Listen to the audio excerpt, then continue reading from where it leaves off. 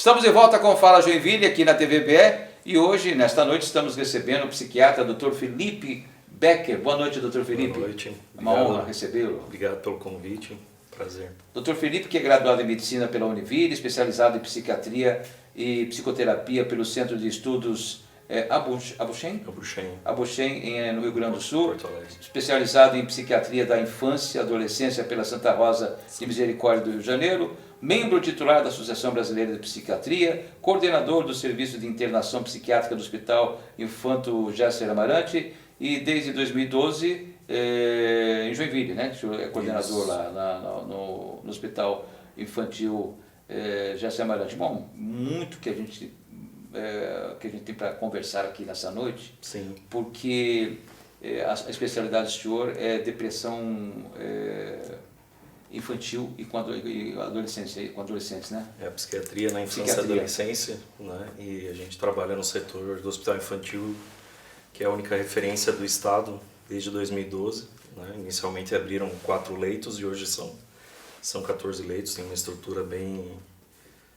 Hoje é a melhor estrutura que tem no Brasil, já teve até uma equipe do BNDES que veio premiar o Hospital Infantil por isso, né? Poxa, que bom você ver isso. E é um serviço Parabéns. 100% SUS e bancado pelo Estado, né? Uhum. E que foi possibilitado toda a obra, um andar inteiro do hospital, são 1.000 metros quadrados de internação e mais 600 metros quadrados de área recreativa nesse período para que as crianças... Bom, se recebeu esse prêmio todo e se o hospital tem toda essa condição, é sinal também que tem muito trabalho. Então, são muitas crianças, né, e jovens que têm problemas psiquiátricos. Bastante, é isso, doutor? Bastante. A gente recebe pacientes do estado todo, né? Então, eu falo que a gente acaba se habilitando em casos graves, que são teoricamente raros, para mim, para a gente é o dia a dia, né? E não só graves não estariam internados se não fossem, né? Mas a gente recebe de todos os municípios a 700, 800 quilômetros de distância, Florianópolis, Criciúma, São Miguel do Oeste, o estado todo vem pra gente. Doutor Felipe, quando a gente fala em depressão, geralmente as pessoas, o fulano de tal está com depressão. Aí a gente imagina uma pessoa já com uma certa idade, né? E hoje parece que está aumentando a cada dia mais a depressão na criança. Isso. A gente tem... Como é que é assim uma criança que ainda, por exemplo, a depressão, vamos dizer, é preocupação, enfim, várias, né? Com o dia de amanhã. Né? E a gente pode chamar uma criança com depressão. Depressão, a gente precisa entender, os diagnósticos, eu sempre costumo falar que eles são feitos para parametrizar, de certa forma, algum prejuízo significativo do paciente, para dar um norte de tratamento para o médico. Né?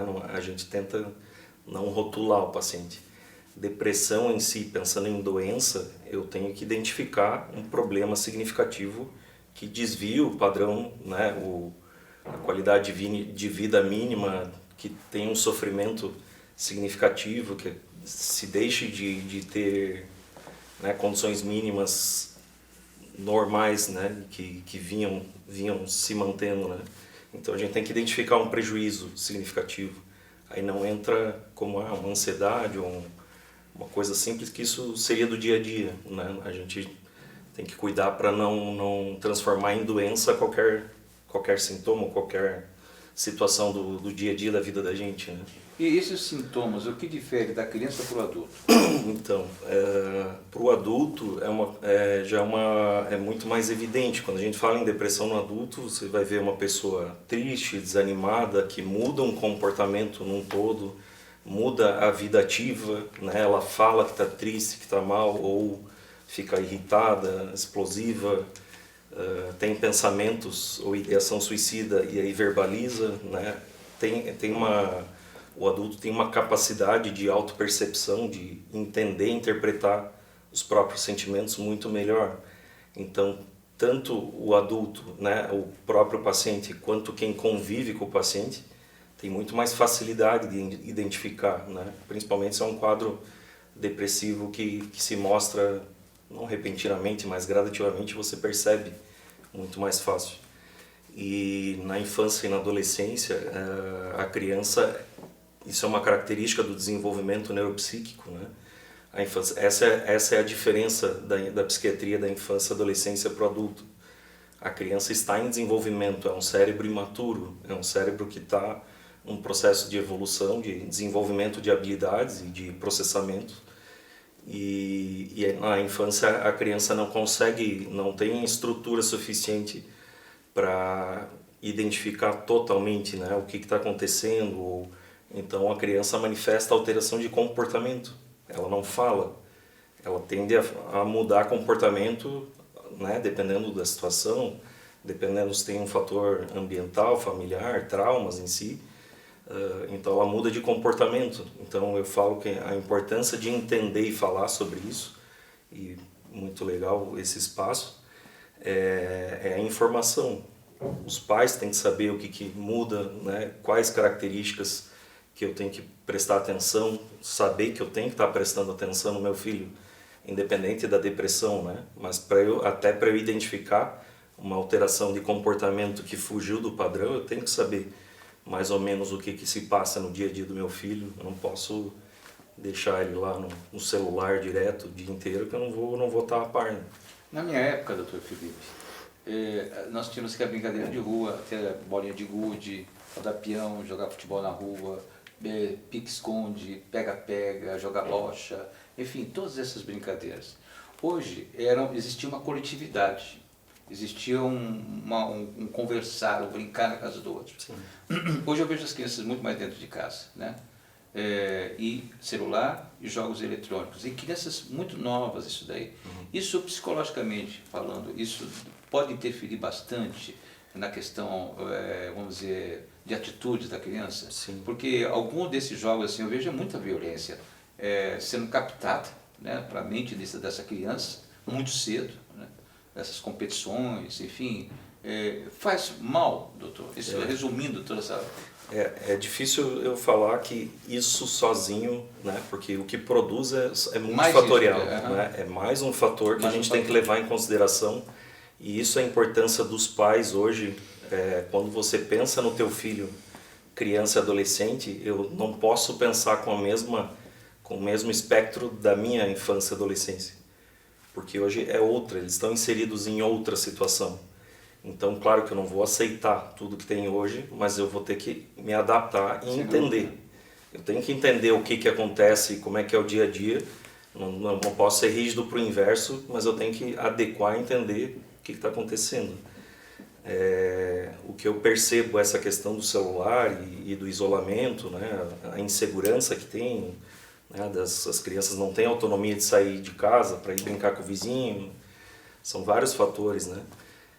Eu tenho essa percepção de que acaba tendo um prejuízo no desenvolvimento de habilidades, seja de interação social, habilidades de enfrentamento de estrutura emocional de enfrentar a vida. Toda vez, isso é uma característica que a gente sempre analisa quando está avaliando infância e adolescência, se cada ano que a criança está crescendo, está evoluindo, se as habilidades para desenvolver autonomia psíquica, autonomia, capacidade de lidar ela com ela mesma e enfrentar a vida, se isso está acontecendo. Então me parece que esse desenvolvimento está sendo um pouco mais lento, digamos.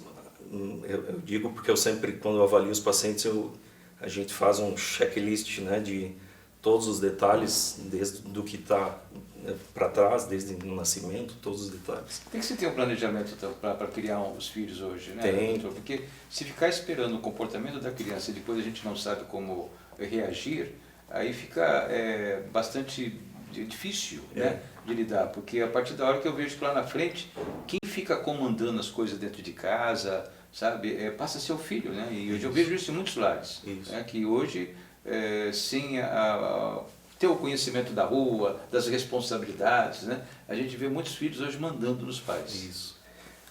São vários detalhes, né? A gente percebe que difere hoje, né? As crianças estão no celular, os pais acabam achando que a criança está se divertindo, está tranquila, não está tendo nenhum problema naquele momento, só que isso vai gradativamente ao longo do tempo andando e tende um isolamento maior, fica mais no quarto, aí se puxa essa criança para interagir, ela se irrita, não quer, muita falta de rotina, rotina de comer, rotina de sono, não tem, as crianças hoje não dormem, não tem, eu falo lá no hospital, a gente fez uma pesquisa no passado de todos os pacientes que internaram por tentativa de suicídio, é quase 100% sono totalmente irregular, dorme tarde, acorda cansada, acorda irritada, desatenta. Então é uma soma de fatores que a gente percebe desajustados, né? E justamente isso, né? Antigamente a geração passada, eu sempre tento, já me perguntaram se eu acho melhor a geração dos pais de antes ou os de agora, né? São características diferentes, né? As dos pais anteriores tinham uma questão de um distanciamento emocional, de certa forma, né? Os pais trabalhando bastante, mas sempre um respeito exigido na relação, mantido, né? Não é exigido, mas bem estabelecido e definido. Esse respeito, essa organização hierárquica traz uma organização para um desenvolvimento emocional estruturado e de enfrentamento para a criança. E isso hoje se perde, né? Hoje os pais, que é uma característica mais difícil e por isso a importância de mais informação, né?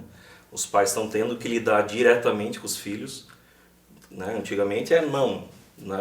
Tinha alguma coisa, não tem, não filha, é por isso, por aquilo, que tu não vai fazer isso, que hoje já tem uma exigência, porque as crianças estão expostas a muito mais informações de muito cedo. Então elas já articulam, já têm um vocabulário muito maior, crianças pequenas, 3, 4, 5, 6 anos, coisas que a criança saía de casa com 6, 7 anos, antigamente só para ir para a escola, nunca tinha saído de casa. Eu acho que deve ser assim, sabe, usar um pouco do passado e sabe, como que está hoje em dia. O que está acontecendo, eu vejo assim, nas casas, eu vejo que não se está colocando o que os nossos pais nos ensinaram. Né? Se cala, sabe? Lá na frente eu vou resolver isso. E se lá na frente vai resolver isso, passa a ser um acúmulo que fica mais difícil ainda, né? E, enfim, o que o senhor poderia passar aí para os nossos pais que estão assistindo aí, de um conselho, né? Porque tem muitos pais perdidos hoje em dia, principalmente nesse período de pandemia, que estão em casa, lidando com esse problema a todo instante, porque todos trabalhavam, não era esse contato diário, né? E o que o senhor poderia aí aproveitar toda a sua experiência, enfim, como psiquiatra, que o senhor poderia passar para os pais aí para a gente poder executar, vindo de um profissional psiquiatra? O que eu vejo a questão parece elementar, mas é importante, né? Conhecer o filho, estar a par do que o filho faz no dia a dia, né?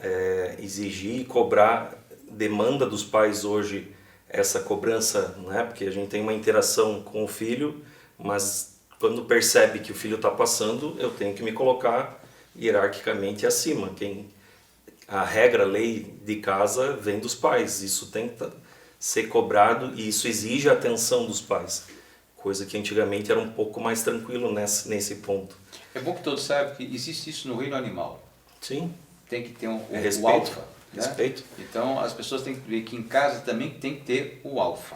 Esse desajuste de respeito, de regra hierárquica, de limite, é o que faz desajustes de alteração de comportamento e conduta para a vida adulta. Então vão tendo problemas e aí se deixar para a adolescência, para a vida adulta, é bem mais grave, com muitos detalhes que já não dá para interferir muito. E os pais também têm que perceber que todo mundo vai chegar ao nosso momento. A gente tem que preparar esses jovens para continuar a vida. Exato. Né? E se não estiver indo numa linha, né, de estruturação, esse jovem vai depender desses pais sempre, ou por muitos anos, né? E aquela frase que eu sempre digo, puxa vida, os meus pais me avisaram e eu não ouvi. Isso foi algo que ecoa, creio que na mente de muitas pessoas, de muitos filhos hoje em dia, né? Essa é a importância da psiquiatria na infância e adolescência, né? É uma área mais recente, digamos, em tempo na medicina. Existe ainda muito preconceito, né? Porque quando fala em psiquiatria já se pensa em remédio, vai chapar meu filho, né? Tem um histórico que os psiquiatras de hoje ainda carregam de uma psiquiatria de 30 anos atrás, complicada, né? Mas é o momento que a gente aborda o desenvolvimento, então a neuroplasticidade, a capacidade de novas conexões do cérebro é muito maior na infância. Então, para ajustar isso, né, uma criança depressiva não identificada, ela vai desenvolvendo, entendendo que ela não é boa o suficiente, com tudo tendendo para o negativo, né? Não dá conta direito na escola. Se ela tem algum planejamento futuro, que ela quer conquistar algo, ela já vai achando que nem dá conta, né? As pessoas não gostam de mim, o pai e a mãe não gostam de mim. Então, vai estruturando a personalidade do indivíduo, ele se estrutura até o início da vida adulta, em torno dos 18, 20 anos. É ali que o desenvolvimento neurológico está se concluindo. Alguns estudos falam até 25 anos. E é isso, a estruturação da personalidade está se dando nesse desenvolvimento. Então, não olhar isso é permitir muito estrago para o futuro. Conselho de pais é aviso de Deus. Dr. Felipe Becker, muito obrigado pela sua participação hoje à noite aqui no nosso Fala Joinville. Sim, obrigado você. Boa noite, obrigado pela sua presença. Viu? Alguma rede social para que a gente possa acompanhar o Eu tenho, atualmente, a gente tem o Instagram, é Felipe Becker Psiquiatra, né? Tem Facebook também, Felipe Becker, e a gente está começando a perceber, já percebo há bastante tempo a questão da informação. Então a gente tem feito algumas lives, pretendo fazer alguns vídeos começando agora. Legal. Eu coloquei também recentemente um canal no YouTube, digitar Felipe Becker lá, psiquiatra vai achar. É recente, né? A gente recém colocou 1 ou 2 vídeos lá, mas a ideia é ampliar a informação. E você também vai poder ver a entrevista do Felipe Becker daqui a pouco no YouTube, na página do Fala Joinville. Vai lá no YouTube, se inscreva, bota lá, ou dá um sininho lá. Quando for colocado um novo vídeo, uma nova entrevista, você vai receber o sinalzinho lá, tá bom? Nós vamos a um rápido intervalo e voltamos já já com Fala Joinville.